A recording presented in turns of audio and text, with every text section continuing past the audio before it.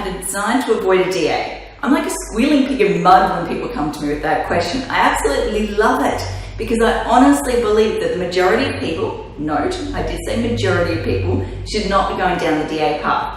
There are some instances where getting that little bit something extra, that little bit more, is in the person's best interest, I guess you'd say. However, I want to make sure that if they're going down the DA path, they are doing so by choice and they understand the costs, the timeframes, and most importantly, the risks involved, or to put it another way, the chance of success. Well, yesterday I had two people come to me with this exact question in relation to the flood overlay.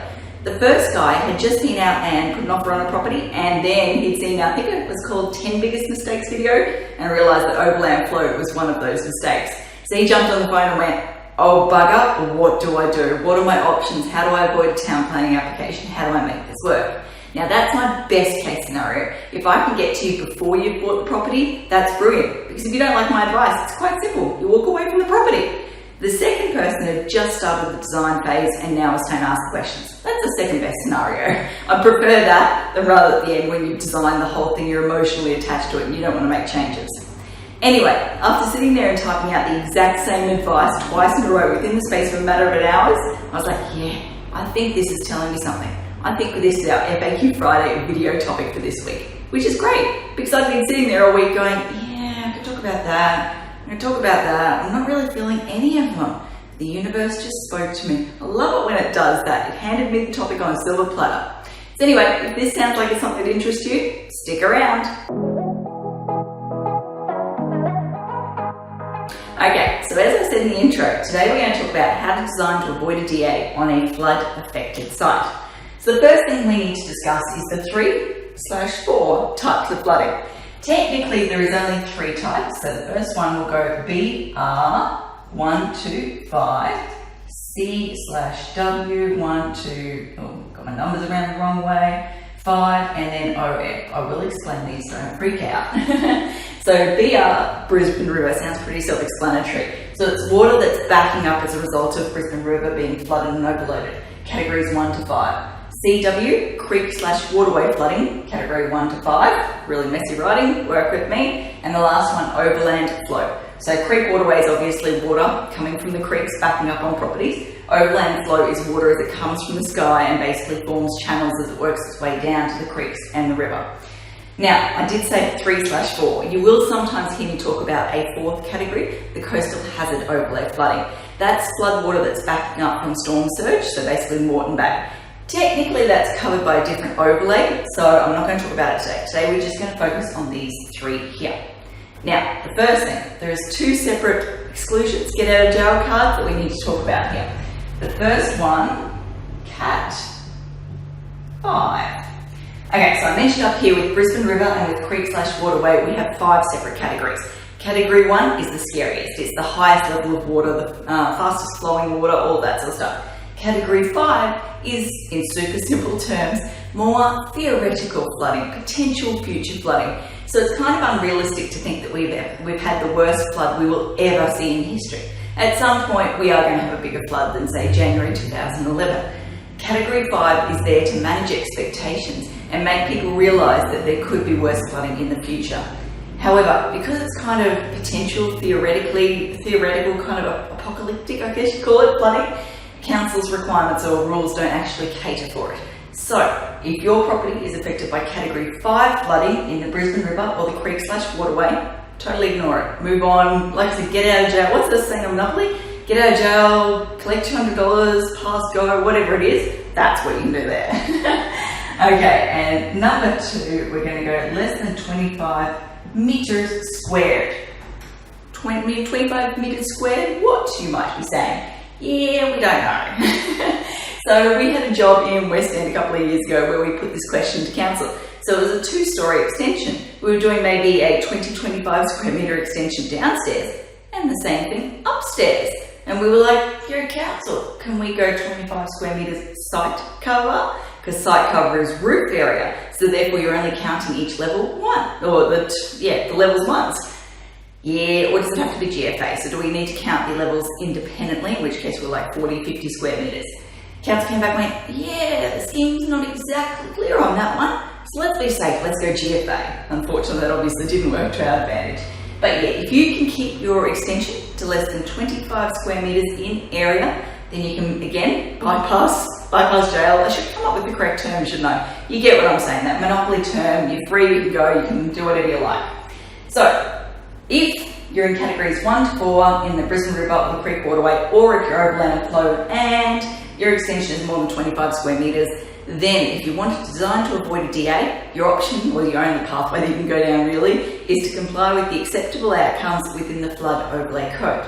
Now I'm going to really simplify things here today, and there's essentially 3 criteria that you need to comply with. Now the first one, BR 1 to 2, I've just got to think about this, give me a sec, or CW 1 to 2, RPEQ. Now what does all that mumbo jumbo mean? We've already established Brisbane River Category 1 to 2, or Creek Waterway Category 1 to 2. If you're in either of those areas, so the super high sort of flooding areas, fast moving water, all that sort of stuff, you need, let me get my breath here, an RPEQ, a Registered Professional Engineer Queensland, I was about to shorten it again, no, Registered Professional Engineer Queensland endorsed report. Now that engineer, essentially, basically it's a highly qualified engineer. They need to provide a report that essentially says that the structure is going to remain upright in a major flood event. So technical terms like the hydrostatic load and hydrodynamic load, or something weird and fancy like that. In super simple terms, as the water is rushing through and it's got a lot of pressure behind it, they want to make sure that house isn't going to crumble with the water. So yeah, you need a report from a qualified engineer to say, hey, yes, the house has been designed in a way that it will stay upright. If you tick that, you're partway there. Obviously, if you're not in Brisbane River 1 or 2 or Creek Waterway 1 or 2, you can bypass that criterion. Sweet! Okay, what are we going to do next? Let's go HAB / non-HAB. A lot of little acronyms going on here today. Okay, habitable and non-habitable. Basically, you need to design your proposal to comply with the minimum habitable and non-habitable floor level requirements. Habitable things where people spend extended, let me get your words out, extended periods of time. So bedrooms, lounge rooms, kitchens, all that sort of stuff. Non-habitable are more low-use areas, so laundries, garages, things like that.